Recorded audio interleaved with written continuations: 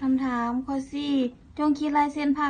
กลางของดวงจันทร์รู้ว่าเฮาเบิ่งมันได้มุมอัลฟาเท่า 0.50 องศา และระยะห่างระหว่างหน่วยโลกและดวงจันทร์แม่น 38 คูณ 10 กำลัง 4 กิโลเมตร ข้อ4จากบริเฮาสามารถแต้มรูปได้ดังนี้ มีตาของคนเฮานี่เป็นดวงจันทร์ ตาของคนเฮาเนี่ยเบิ่งดวงจันทร์ด้วยมุมอัลฟา 0.50 องศา หรือ1/2 องศา แต่จุด O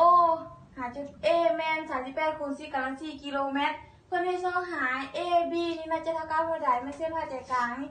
จากมุมนี้เราสามารถแต้มได้ดังนี้ เพื่อคิดสะดวกในการคิดไล่คือมีค่า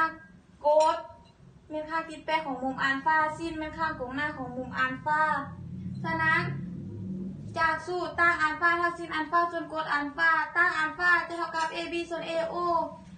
AB จะเท่ากับตั้งอัลฟาคูณ AO เท่ากับตั้ง1/2 คูณ 38 คูณ 10 กำลัง 4 เมื่อตั้ง1/2 เท่ากับ 0.0087 AB จะเท่ากับ 0.0087 คูณ 38 คูณ 10 กำลัง 4 จะเท่ากับ 87 คูณ 10 กำลัง 4 หารให้จะเท่ากับ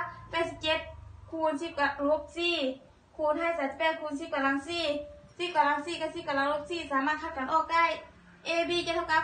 3,306 กิโลเมตร